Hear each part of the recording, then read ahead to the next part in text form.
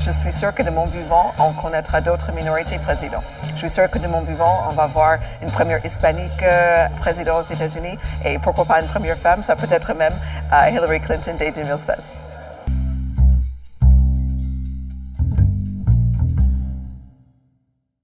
Je pense qu'il a toutes ses chances pour gagner. Je dirais même que je serais très surprise qu'il rate ses chances.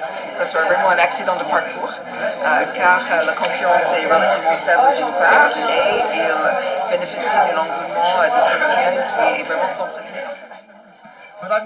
Helen Kant est quant à elle toujours autant mobilisée pour la cause du président Obama. Elle relève tout de même quelques points négatifs de ce premier mandat, mais reste persuadée qu'il sera réélu. Je ne peux pas trop me prononcer. Ça ne me plaît pas qu'il envoie des drones dans les pays, mais je pense que c'est sans doute un moindre mal que s'il doit envoyer des soldats sur le terrain.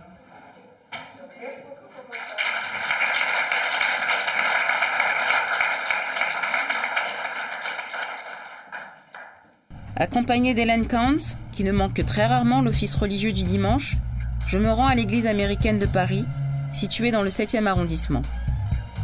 Il s'agit de la plus ancienne institution privée et la première des églises américaines fondée à l'étranger.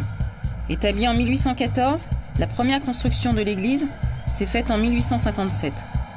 L'église actuelle, située au 65 quai d'Orsay, a été construite en 1931.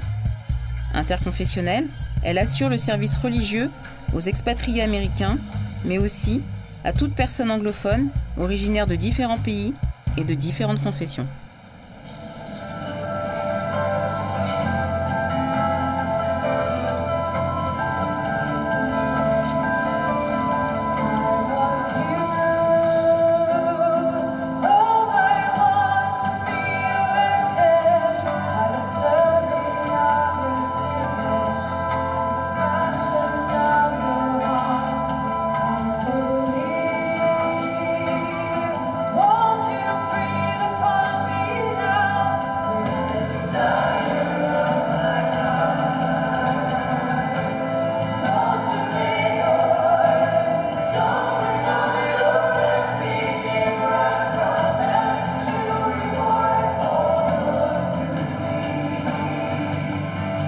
Une fois à l'intérieur, je suis frappée par la communion qui se dégage de ce lieu saint.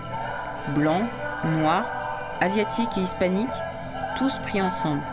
Je prends alors conscience que même à l'étranger, la religion occupe une place considérable chez ces expatriés. Et le simple fait de savoir que Martin Luther King y a même prêché ne fait que renforcer l'émotion qui m'envahit. Non loin de cette église, les expatriés en manque de leurs aliments favoris ont la possibilité de retrouver dans cette épicerie typiquement américaine toutes sortes de produits directement importés des États-Unis. Helen Kant s'y rend pratiquement tous les dimanches après l'église pour y faire quelques achats. C'est l'occasion pour elle de retrouver un petit goût d'Amérique.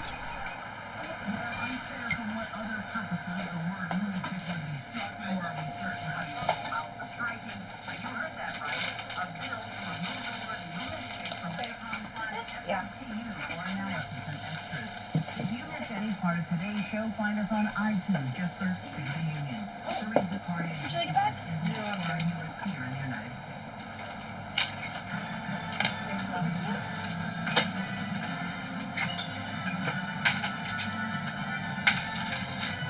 Thank you. Thank you. Have a good night. You are around the globe right now. You are at the international desk. I'm Jim Clancy. We're going to bring you Good. got what's happening up to the minute. Norm Schulman.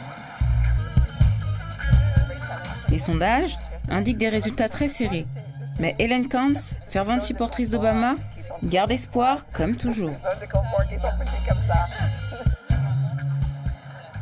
Moi, je suis plutôt confiante parce que, vous savez, on a ce système qui fait qu'il y a une poignée d'États qui vont vraiment faire l'élection. Ça paraît un petit peu injuste, mais c'est ainsi fait notre système. Et donc, c'est plutôt ces sondages-là qui lui donnent gagnant de manière claire. Malgré ça, je pense qu'on n'est pas à l'abri d'un accident. Et il faut savoir que l'opposition a déployé des moyens, pas toujours très honnêtes, pour récupérer des votes. il y avait un énorme effort de le Parti républicain de supprimer le vote, surtout dans les communautés minoritaires.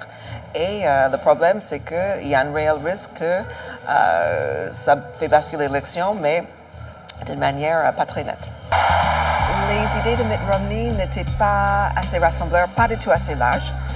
Au final, ce qu'il voulait Mitt Romney, c'était instaurer une plutocratie, voilà, et faire croire aux gens que les idées étaient défaillantes il y a peu de temps, il y a 5 ans déjà. Il était quand même dans la continuité de George Bush et il avait beau à ne pas prononcer son nom, les gens ressentaient quand même que c'était un retour à un certain bushisme qui était catastrophique il y a si peu de temps. Alors, Barack Obama, dans le sens un très fin politicien, quelqu'un qui était visionnaire. Par contre, je suis sûre que de mon vivant, on connaîtra d'autres minorités présidents.